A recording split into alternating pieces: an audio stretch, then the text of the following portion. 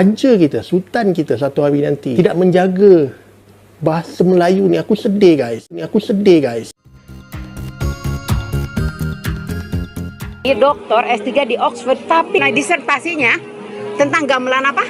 Gamelan non-profesional, gamelan amatir, Oke. kelompok-kelompok komunitas, Oke. grup-grup bapak-bapak, ibu-ibu di Solo. Hai guys, jumpa lagi. Kali ini kita masih membahas bahasa Melayu Malaysia dan bahasa Indonesia. Kita tahu proses pembentukan negara Malaysia dan Indonesia amatlah berbeda. Hal ini rupanya mempengaruhi karakter dan identitas kedua negara. Identitas bangsa Indonesia amat jelas, tapi sebaliknya kaum Melayu Malaysia seperti kehilangan identitas. Dan ternyata hal ini terjadi pula di kalangan bangsawan Melayu. Anak raja pun tidak fasih berbahasa Melayu. Yuk kita simak video berikut ini.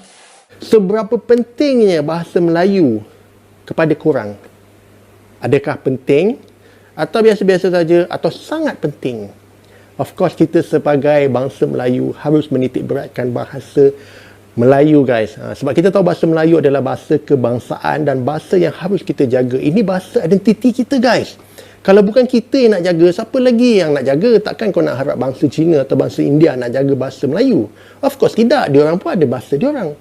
Macam Cina dia ada Mandarin, dia ada Cantonese, dia ada Hakka, dia ada banyak lagi guys. Dan India dia ada Tamil, ada Hindi, Kenapa bahasa Melayu tiba-tiba pay up cerita bahasa Melayu? Aku tertarik dengan satu posting di Jabatan Netizen Negara 20. Okey, kalau kau tengok kat sini. Okey guys, ni aku tak tahu ni Twitter ke apa ke, tapi telah di-up oleh seorang lelaki bernama Khairil Anwar. Okey, dia cakap ramai betul anak raja sultan tak berti cakap bahasa Melayu rupanya. Oh, ini dia statement dia lah. Lepas ni solat Jumaat, bila kita semua doakan kesejahteraan untuk sultan, mungkin yang disediakan teks khutbah boleh buat version English. So aku tertanya-tanya, kenapa pula dia boleh berkata macam ni guys?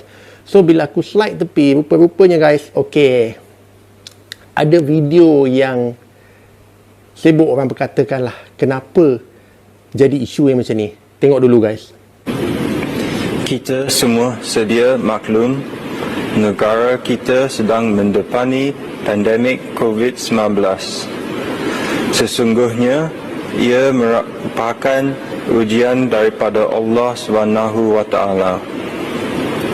Walaupun begitu, kita semua harus bersatu padu dalam menenggani pandemik ini dengan menzahirkan kesungguhan dalam mematuhi SOP yang telah ditetapkan oleh kerajaan. Saya mengambil kesempatan ini mengucapkan setinggi-tinggi tahniah dan terima kasih kepada semua frontliner dan juga semua rakyat Malaysia yang telah bekerja sama dan bersatu padu dalam membendung. Okey guys, inilah video yang dikatakan anak raja atau anak sultan. To be honest, aku minta maaf guys. Aku sebelum video ni, aku tak tahu pun siapa yang dimaksudkan ni guys. So selepas tengok video ni, so bila aku cari tahu, baru aku tahu, okey, rupanya ini adalah yang di-Petua Muda Terengganu, Tengku Muhammad Ismail. Okey. Okey guys. Okey. Aku pun tak tahu nak cakap macam mana lah guys. Kalau cakap banyak rasa serba salah. Bukan kita nak mengkritik. Aku ni rakyat biasa. Memang rakyat biasa, rakyat marhain macam aku ni tak boleh nak kritik bangsawan atau orang-orang atasan. Sebab level lah, aku rasa level lah. Tapi aku rasa bersedih hati lah guys. Pasal apa? Kalau pemimpin kita yang kita anggap ketua kita, raja kita, sultan kita satu hari nanti tidak menjaga keindahan atau menjaga bahasa Melayu ni, aku sedih guys. Itulah guys kenapa bahasa Melayu Malaysia sulit dimartabatkan. Hal ini berbeda dengan bahasa Indonesia yang jauh lebih berkembang.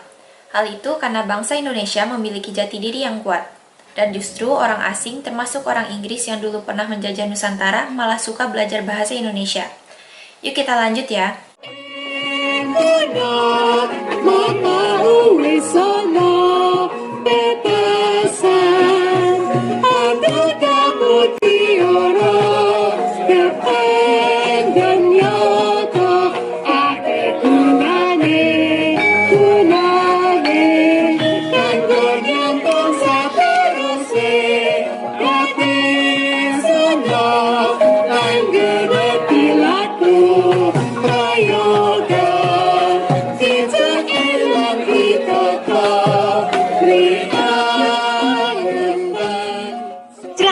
memperkenalkan diri, namanya siapa?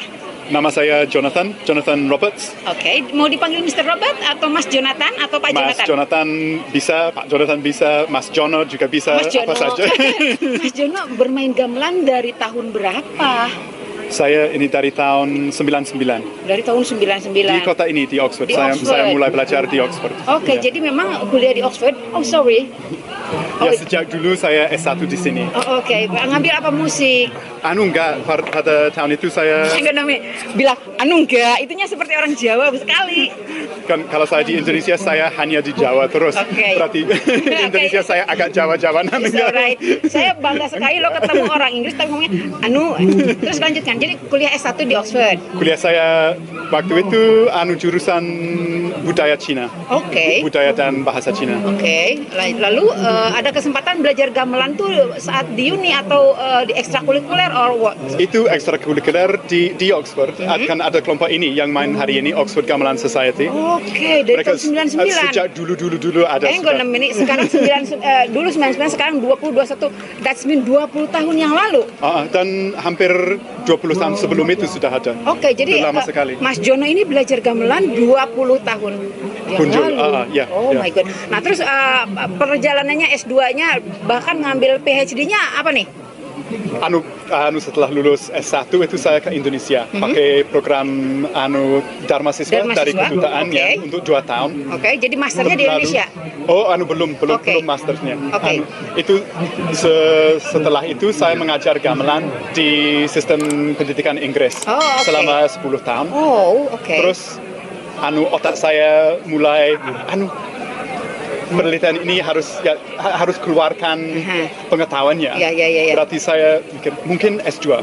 Oke. Terus bisa diterima di Oxford untuk S2 di jurusan musik Oke. untuk pelajari gamelan. Gamelan. Nah, terus Terus S3-nya? maju ke S3. S3-nya di? S3-nya juga di Oxford. Di Oxford. Tapi penelitiannya tentang Solo, tentang Indonesia. Tuh. Grup. Sebentar saya potong nih ya. Iya. Pemirsa, coba deh ya, ini orang Oxford, sekolahnya sampai tinggi doktor S3 di Oxford, tapi disertasinya tentang gamelan apa? Gamelan non profesional, non komersil, gamelan amatir, Oke. kelompok-kelompok komunitas, Oke. grup-grup bapak-bapak ibu-ibu di Solo. Saya di sana 10 bulan. 10 bulan. Bulan, oke. Untuk penelitiannya. Di penelitiannya 10 bulan di mana? Di Solo, Surakarta, Jogja. ya di Solo, Oke. di Solo. Dan setiap hari saya misalnya ke pasar gede, ke kantor pos. Dalam bahasa Jawa, Menawi ten Inggris sak menika wonten kelompok gamelan ingkang kathah. Ten Oxford sampun wonten sekawan dosa tahun. Inggih ten Cambridge inggih enten, ten London inggih enten. Ten pundi-pundi enten tiyang ingkang kersa sinau budaya Jawa. 3 and 2 please, 1 and 2 and 3 and 6 please, 1 and 2 and 3 and Jan apa namanya? Sajen, ya. Sesajen. Maybe the PPI tidak punya sesajen untuk menahan tangkal hujan. Ya, kan konco-konco BBC wis seminggu wis umumke satu awane elek. Berarti wis pun siap sedanten. Berarti napu saat terus ya nekat pokoknya. Soalnya niki bar Covid, sampun setahun boten sakit kumpul. Niki nembe dinten niki sakit napu bareng. Berarti ya udan ora udan pokoknya napu. Sok Oktober, sok September nek mundhak meneh wis ora iso napu meneh berarti nekat wae. Begitulah guys cara Indonesia memperkenalkan budaya dan bahasa Indonesia di luar negeri. Hal itu dilakukan sejak dulu secara konsisten. Sungguh lucu jika kaum Melayu Malaysia masih ada yang suka melabeli bahasa Indonesia sebagai Melayu. Seharusnya Malaysia berusaha mencari identitas sendiri, bukan mengusik identitas negara lain. Terima kasih sudah menonton sajian kami, sampai jumpa lagi.